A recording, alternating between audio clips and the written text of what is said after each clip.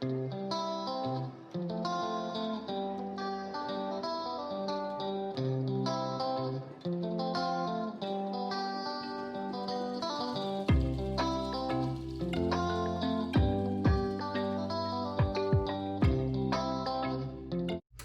guys, welcome back to another Michigan Fitness Foundation's Health Through Literacy. And today we are going to be reading a book called Tea with Milk by Alan Say. I love this book, so I'm excited to share it with you guys. But before we get started, I have a couple of questions for you. So my first question is, just by looking at the cover on this book, what do you think this book is going to be about? Any guesses? Okay, so maybe a girl. You can see her picture right here. What else could it be about? Tea with milk? Okay, yeah, from the title, maybe it'll be something about food customs. Guess we'll find out when we read the book. Okay, question number 2. By looking at this cover again, how do you think this woman feels? Yeah, she looks kind of sad or lonely, don't you think?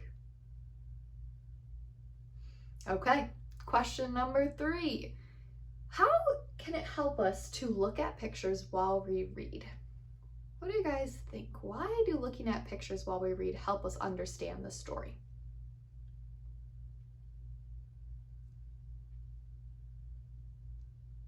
Okay, that's a good guess. Yeah, so the pictures can help us understand the story in a way that maybe the words can't, right? Illustrations are really important. What else? Yeah, pictures can help us figure out words maybe that we don't understand. Yeah. Okay, only 2 more questions for you. Have you ever tried tea before? No? Yes? Okay, so some of you have and some of you haven't. Well, the ones that have tried tea, what did you like about it, or what did you drink with it?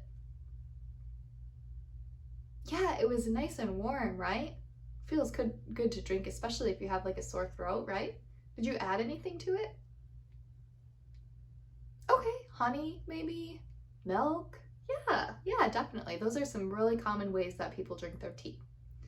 Okay, now, do you think kids like to try new foods? No? Why not?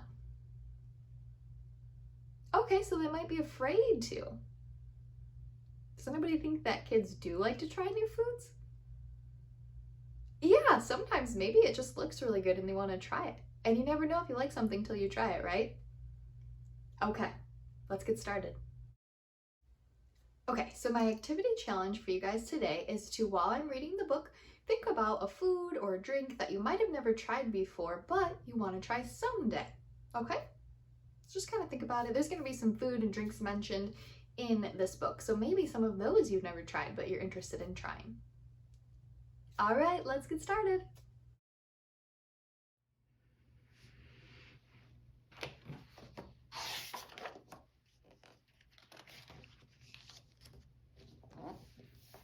From the window in her room, the girl could see the city of San Francisco. She imagined that it was a city of many palaces, and one day her father would take her there. He had promised, riding on a paddle steamer across the shining bay.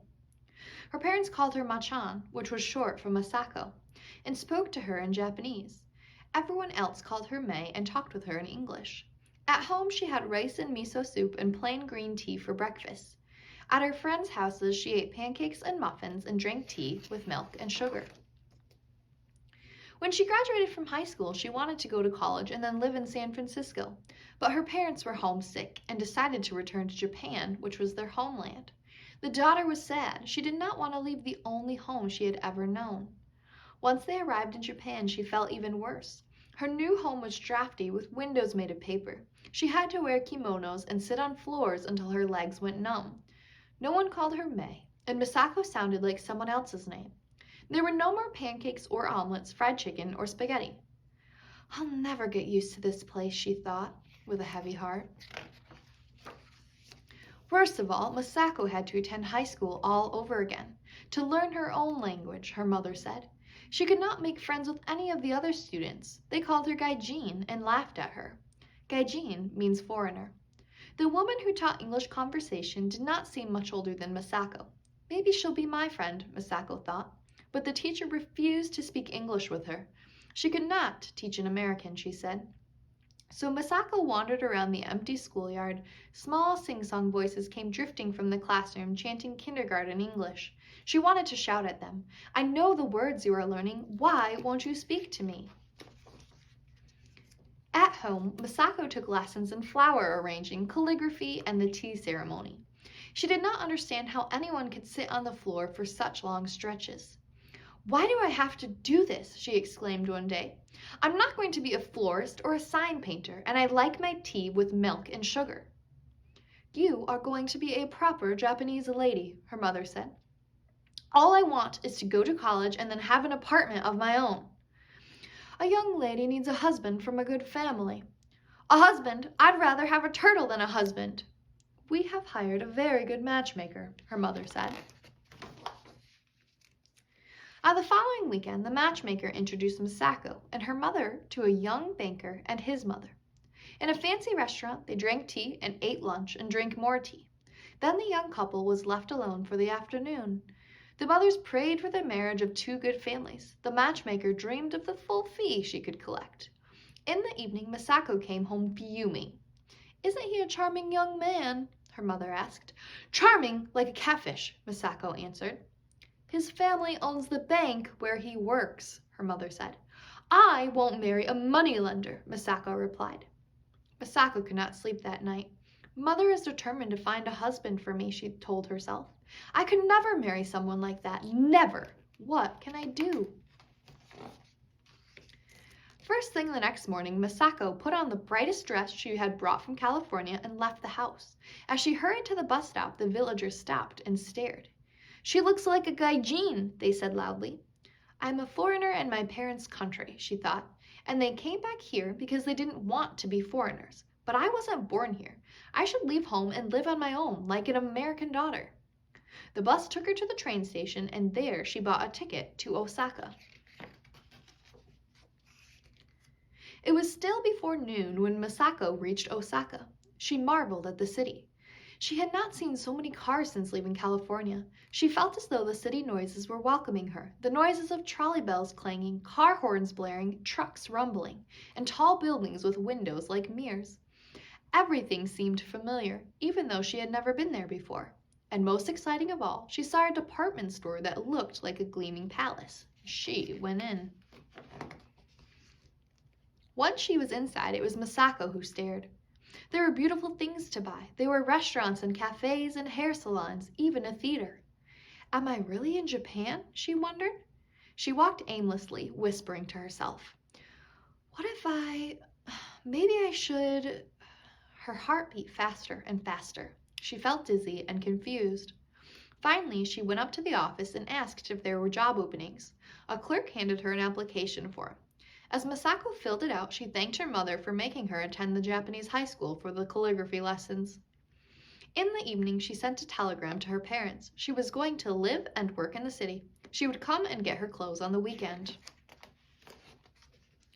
The next morning, Masako returned to the department store office. No one had read her application yet, the clerk said. Masako asked to see the manager. She was very insistent. After a while, a supervisor interviewed her. Can you really drive a car? He asked, looking at her application. I've never seen a woman drive. Many women drive in America, she said. I see. He nodded and picked up his telephone.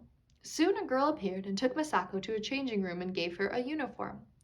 An hour later, Masako was driving an elevator cage up and down, bowing to customers and announcing the floors. She rented a room in a rooming house for university students. Her parents were not happy, especially her mother. It was shameful for ladies to work, she said. Masako did not tell her she was an elevator girl. It was not long before Masako became bored with her job. Could I do something else? She asked the supervisor. You can stand by the main entrance and bow to the customers, he said. Only bowing? All day long? She asked. He nodded. Masako returned to her elevator. No wonder ladies don't work in Japan, she thought with a sigh. In the afternoon, as she brought down the elevator, she noticed that a small crowd had gathered in the lobby. In the middle stool stood the supervisor, bowing and waving his arms at a family. Suddenly, Masako flushed with excitement. The family was speaking English. "Can I be of any help?" Masako asked from behind the crowd. "You sound like an American," a little boy said. "And you sound like an Englishman," Masako said. "Thank goodness," the Englishwoman said. "Tell us where you keep your hot water bottles and umbrellas." "And handkerchiefs," the man added. Masako told them, and as the smiling English family left, the supervisor said to her, "I have a new job for you." Masako became the store's guide for foreign businessmen. She had to wear a kimono for the job. How funny, she thought, that she had to look like a Japanese lady to speak English. The odd thing was that the kimono did not seem so uncomfortable now. After some weeks, Masako noticed a young man who joined her tour 2 days in a row. She saw him again on the third morning. He did not look like a foreigner, and so she said to him in Japanese, "Surely you must know every corner of the store by now." He smiled and said to her in English, "It would give me great pleasure if you would have tea with me." She stared at him. "I went to an English school in Shanghai," he explained. "They called me Joseph. Won't you have tea with me?" "I would enjoy that very much," she said, in her very best English, and bowed as a proper Japanese lady should. They met later and had tea in a nearby cafe. "Well, Miss Moriaki," Joseph said, looking at Masako's business card. "I'd like it if you'd call me May," she said. "Did you always drink tea with milk and sugar?" "It's how we used to have it at school, with crumpets," he said. "So what brings you to the store 3 mornings running?" Joseph laughed. "I work for Hong Kong and Shanghai Bank. I was transferred here 6 months ago, and I haven't had a real conversation since. Then I heard you speaking English at the store the other day." "What a patient man you are," she said, laughing. "And I'm glad you came back. This is the first real conversation I've had in a whole year." "Are you planning to stay in Japan?" May asked. "That depends," he said. "If you have certain things, I think one place is as good as any other." "What sort of things?" "Oh, a home, work you enjoy, food you like, good conversation. How about you? Would you like to go back to America?"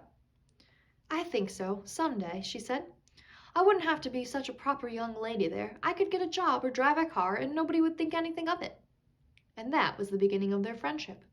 They often met after work and on weekends. One night in the late fall, they had dinner at a restaurant they liked. After a while, May noticed that she was doing all the talking and Joseph was not eating his food. "Are you all right?" she asked. Joseph nodded but said nothing. As they left the restaurant, May said, "Tell me what's wrong." "They are transferring me," Joseph said. "What?" "They are sending me to another office." "Where?" "Yokohama." "No!" They walked in silence until they came to the Kobe Arbor. Finally, Joseph said, "Yokohama isn't that far away." "I'm glad it's not in China," May said. "Look, Joseph, I came here on a ship like that." "You're thinking about San Francisco, aren't you?" Now May looked away. "I went to an English school because my foster parents were English." "Foster parents? You were adopted?" Joseph nodded. "There were 6 of us, all adopted and all scattered now, and all looking for a home. May, home isn't a place or a building that's ready-made and waiting for you in America or anywhere else." "You are right," she said. "I'll have to make it for myself." "What about us?" Joseph said. "We can do it together." "Yes," May said, nodding. "We can start here. We can adopt this country," he said. "One country is as good as another?" May smiled. "Yes, Joseph, let's make a home." So they were married in Yokohama and made a home there. I was their first child. My father called my mother May, but to everyone else she was Masako. At home they spoke English to each other and Japanese to me. Sometimes my mother wore a kimono, but she never got used to sitting on the floor for very long. All this happened a long time ago, but even today I always drink my tea with milk and sugar. The end. Wasn't that such a cute book? Oh, the pictures were beautiful and the story was beautiful, so I hope you guys enjoyed it just as much as I did. Well, before I let you go, I've got a few more questions for you. So my first question for you is, what do you think the health message was while reading this book? Any guesses? All right, well, I'll share it with you. So today's health message is to try new foods because you never know if you like something till you try it, right? Now, while we were reading this book, there were some different foods and drinks and places mentioned. So what were some of the foods that May enjoyed while she was living in California? Can anybody remember? Tea with milk? Yeah, title of the book. What else? Yeah, omelets, spaghetti. Yeah, those were all great and delicious things that she talked about in the book. Now, do you think that when May moved back to Japan, that it was really hard for her to get used to trying new foods and, getting used to being in Japan? Do you guys think it was hard for her? Yeah, I know that when I moved, it was hard for me. Okay, last question. Why do you think it's important to try new foods? There's so many different types of foods out there. Why do you think it's important to try new ones? Yeah, to know if you like something, right? What else? So you don't get bored of the food that you're eating. It adds variety to your diet. Any others? Yeah, different foods have different nutritional values, right? Different foods have different vitamins and minerals. So there's lots of good reasons why we should try new foods. All right, that's all I have for you guys today. I'll see you next time. Bye. So for today's snack challenge, I want to challenge you to try tea if you can find some. And if you can't find tea, you could always try warming up some water and squeezing in some lemon and trying some lemon water. Well, whatever it is, I'm sure it'll be delicious. I am going to drink some tea. Nice and warm.